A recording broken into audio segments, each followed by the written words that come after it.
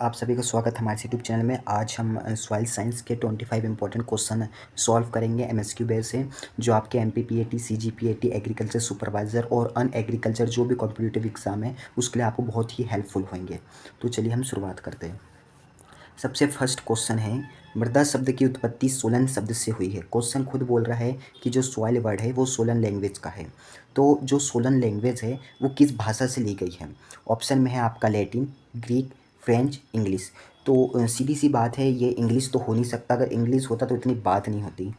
और जिस किसी भी वर्ड के लास्ट में एन ओ एम वाई लगे, नोमी, वो ग्रीक भाषा ग्रीक लैंग्वेज का वर्ड होता है। तो आप बचा लैटिन और फ्रेंच। तो इसका राइट आंसर आएगा लैटिन। आप ये मत समझिएगा कि जिस किसी के भी लास्ट में कल्चर लगा रहता है वो होगा लैटिन। कुछ एक दो वर्ड ऐसे रहते हैं जिसमें डिफरेंस आते रहता है। सेकंड क्वेश्चन पे चलते हैं हम। ज्वालामुखी के लावे के ठोस रूप में जमने से बनी चट्टान, मतलब जो ज्वालामुखी रहता है उसका लावा विस्फोट होता है और उसके जमने से जो चट्टान बनती है तो उसे हम क्या बोलते हैं? तो देखो, सबसे सिंपल क्वेश्चन है। तो ज्वालामुखी जब फटेगा और जो ठंडा होगा तो उसके जमने से अग्नि चट्टान बनेगी, और उसी के बाद उसी के अपक्षय से या उसी के जो बचे कुछ पदार्थ से वो जो बनती है परतदार चट्टानें बनती है, उसी परतदार चट्टानों को हम अवसादी चट्टान कहते हैं, और उसी के बाद कायांतरित या रूपांतरित चट्टान बनती है। तो इसका राइट आंसर आएगा आपका अग्नि इग्निशियस रॉक्स। थर्ड क्वेश्चन भी आपका रॉक से आया है। संगमरमर का निर्माण निम्न में से कौन सी मूल चट्टान से हुआ? आप यहाँ मूल शब्द आया, मतलब संगमरमर तो अग्नि चट्टान नहीं हो सकती क्योंकि मूल चट्टान का नाम आया है। तो कौन सी मूल चट्टान है?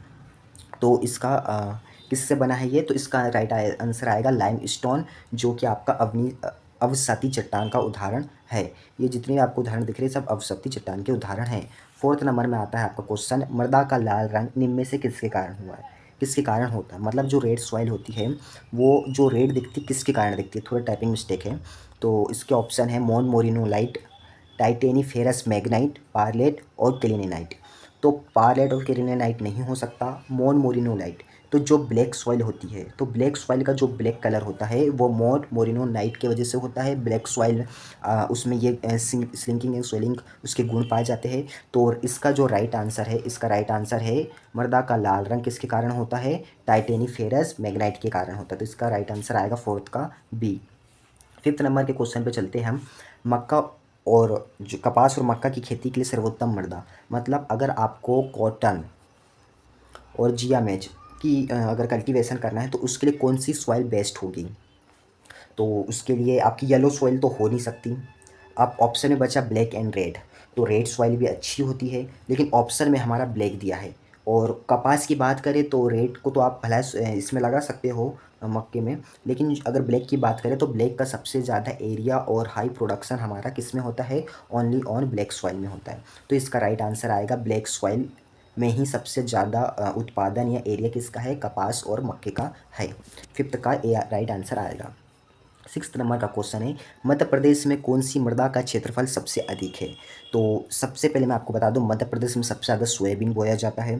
तो क्वेश्चन बोल रहा है मध्य प्रदेश में सबसे ज़्यादा सॉइल का कौन सा जो क्षेत्रफल है सबसे अधिक है? तो एलुवियल सॉइल भी नहीं है, रेड सॉइल भी नहीं है, ब्लैक सॉइल। आपको मैं ये बता दूं, अगर यहाँ मध्य प्रदेश की जगह महाराष्ट्र आता एमएच, तो मध्य प्रदेश की जगह अगर महाराष्ट्र आता तो उसका राइट आंसर भी ब्लैक होता है। 47 या 52% डिफरेंस थोड़ा बहुत है इसमें मध्य प्रदेश और महाराष्ट्र में। अगर मध्य प्रदेश की जगह महाराष्ट्र जाए तो आपको ब्लैक सॉइल लगाना है, लेकिन एमपीपीएटी जो होता है स्टेट लेवल के एग्जाम में, अगर मध्य प्रदेश को ही हमें प्योरिटी देना है। सेवन्थ नंबर का क्वेश्चन है, मृदा में मुख्य रूप से कितने अवयव होते हैं? Soil component. तो मृदा में 4 होते हैं टोटल। 100% का होता है। 45% आपका क्या बोलते हैं कार्बनिक पदार्थ होता है। 5% जीवांश और 25% आपकी एयर एंड वाटर होती है। तो टोटल 4 कंपोनेंट होते हैं। इसके अंदर जो जो आते हैं कंटेंट उसको भी आपको याद रखना है, जो परीक्षाओं में पूछे जा सकते हैं।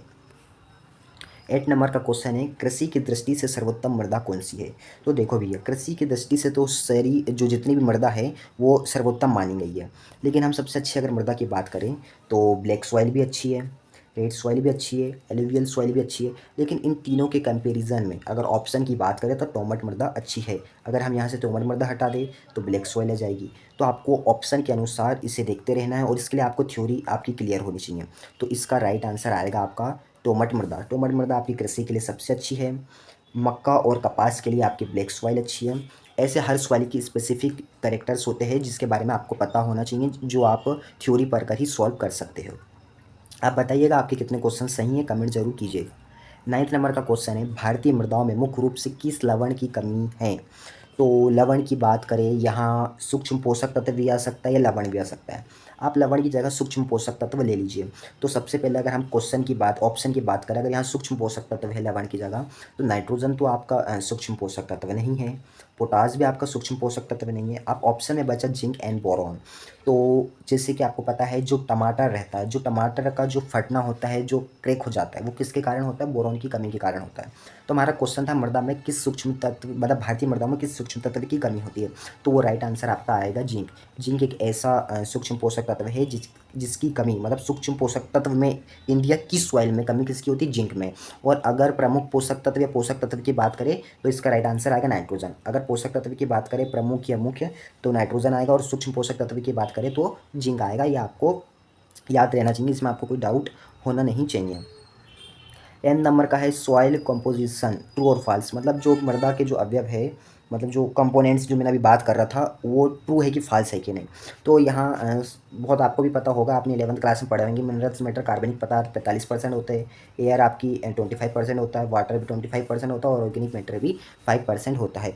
तो ये जो है आप बोल सकते हैं, ये जो कथन है ये राइट कथन है। 11 नंबर का है, भारत में पोषक तत्वों की अपहरिता का सिद्धांत प्रतिपादित किया, मतलब कि भारत बोला मैंने, पौधों में पोषक तत्व की अपहरिता का सिद्धांत किसने बताया? तो ऑप्शन देख लेते हैं हम, ऑप्शन से हम इसे बता देते हैं। तो एनसी ब्रेट ऐसे मेरे हिसाब से कोई वैज्ञानिक नहीं है, और है तो उनका सॉइल साइंस में कोई ऐसा संबंध नहीं है। निकोलस हो नहीं सकते। हाँ, वीवी डाकुचेव हो सकते, लेकिन वीवी डाकुचेव तो सॉइल साइंस के फादर हैं। तो इसका राइट आंसर आएगा ऑर्नर एवं स्टॉर्ट ने 1939 में आपका ये सिद्धांत दिया था, कि जो 3 या 4 सिद्धांत दिया था कि पौधों में पोषक तत्व की अपरिहार्यता का सिद्धांत ऑर्नर एवं स्टॉर्ट ने दिया था 1939 में। 3 या 4 में भी 4 सिद्धांत दिए थे उन्होंने। तो 13 का आपका सी नंबर का राइट आंसर आएगा। 17वां पोषक तत्व किसने खोजा? पहले 16 पोषक तत्व होते थे, लेकिन एक वैज्ञानिक आए जिन्होंने 17वां पोषक तत्व खोजा। तो ये क्वेश्चन थोड़ा लेटेस्ट है, न्यू भी बोल सकते, तो ये क्वेश्चन आ सकता है। तो किसने खोजा ये आप कमेंट कीजिएगा। लेकिन कौन सा पोषक तत्व या कौन सा सूक्ष्म पोषक तत्व खोजा गया?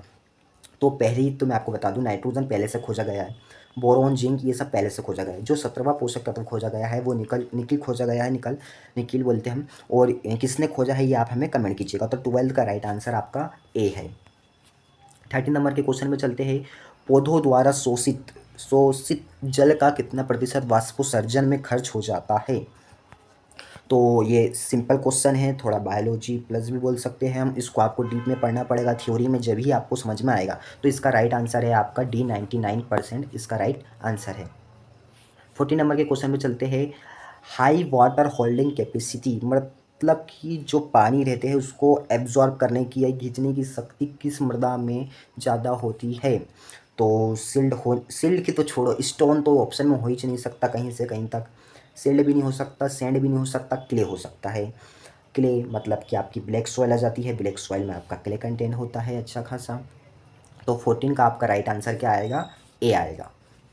नेक्स्ट क्वेश्चन पे चलते हैं हम 15 में। कौन सा जल पौधे उपयोग करते हैं, मतलब पौधों के लिए कौन सा जल उपयोगी है? तो 3 प्रकार के जल होते हैं, कैपिलरी वाटर, हाइग्रोस्कोपिक वाटर और ग्रेविटेशनल वाटर। और फील्ड वाटर ऐसा कुछ होता नहीं है, 3 ही होते हैं। तो सबसे अच्छा वाटर होता है आपका कैपिलरी वाटर, जिसे हम केसीए जल भी बोलते हैं। तो 15 का राइट आंसर आएगा आपका ए। 16 का आएगा, फसल उगाने के लिए सर्वोत्तम पीएच मान मृदा का होना चाहिए। तो जैसे कि आपको पता होना चाहिए, अम्लीय मृदा का पीएच मान कितना होता है, क्षारीय का कितना होता है और उदासीन का। तो कोई भी चीज़ न ज़्यादा, अगर कोई चीज़ ज़्यादा खाओ या कम खाओ तो हमें कमजोरी रहती है। वैसे कोई भी चीज़ का अगर बीच में रहे संबंध तो वो अच्छा रहता है। तो बीच का संबंध 7 रहता है। तो 7 से संबंधित कौन कौन से ऑप्शन आप पहले देख लीजिए। तो 4 से 5 हो नहीं सकता, 6 to 6 5 हो नहीं सकता। अब दो बचे हैं, तो 6 से 7 5, 7.5 और 7 8। तो इसका राइट आंसर आएगा आपका ए। 6 से 7.5 फसल उगाने के लिए कोई भी एरिया में अच्छी फर्टाइल सॉइल मानी जाती है। 17 नंबर के हम क्वेश्चन पे चलते हैं। सबसे अधिक यहाँ ताप आना था, टेम्परेचर पाया जाता है। तो कौन सी सॉइल में सबसे अधिक ताप टेम्परेचर पाया जाता है। तो इसको आपको बताना है रेड सॉइल में पाया जाता है कि येलो सॉइल में कि वाइट एंड ब्लैक। तो देखो हम यहाँ ब्लैक सॉइल बोल सकते हैं क्योंकि आप देखते होंगे ब्लैक कपड़े कुछ भी पहनते हैं तो थोड़ा हीट जनरेट होता है। तो यहाँ दो ऑप्शन ही हो सकते हैं, ए हो सकता है या बी हो सकता है। तो मैं आपको क्लियर कर दूँ, इसका राइट आंसर आएगा आपका रेड सॉइल। रेड सॉइल जो होती है वो हाई मतलब उसमें ताप ज़्यादा पाया जाता है। 18 नंबर के क्वेश्चन पे चलते हैं हम। अम्लीय मृदाओं में पोरिसिटी मतलब रंध्र व कास होते हैं। जो आपकी अम्लीय मृदा होती है, अभी मैंने बात किया 7 से कम आपकी अम्लीय मृदा, 7 से अधिक क्षारीय मृदा, अगर 7 है तो उदासीन मृदा। तो जो अम्लीय मृदा होती है उसमें रंध्र व कास कितना मतलब कैसा होता है, कम होता है कि ज़्यादा होता है कि होता ही नहीं है या दोनों होता है, इस बात को कोई वैज्ञानिकों ने क्लियर नहीं किया है। तो इसका राइट आंसर आएगा अम्लीय मृदा में पोरोसिटी कम होती है, लेस होती है, बहुत कम होती है, बहुत नहीं लेकिन कम बोल सकते हैं हम, कम होती है। बेसिक न्यूट्रिएंट इज मतलब बेसिक का आता है, जैसे हम बोलते हैं ना बेसिक चीज़ पढ़ना है, बेसिक चीज़ जानना। तो बेसिक का मतलब होता है संरचना या संरचनात्मक, या फर्स्ट बोल सकते हैं या फर्स्ट स्टेज में। तो फर्स्ट स्टेज में तो आपका एनपीके आ नहीं सकता, ये आपका प्रमुख पोषक तत्व है। और जिंक, मोलिब्डेनम और जो लोहा है, और इसका आपका एक कैल्शियम, मैग्नीशियम, सल्फर है, ये आपके सूक्ष्म पोषक तत्व में आते हैं, ये प्रमुख पोषक तत्व में आता है। तो बेसिक तो ये हो नहीं सकते, तो बेसिक है आपका CHO, carbon, hydrogen and oxygen. ये स्ट्रक्चरल न्यूट्रिएंट्स भी बोल सकते हैं, संरचनात्मक तो पोषक तत्व भी इसे हम बोल सकते हैं। तो 19 का ए राइट रहेगा आपका।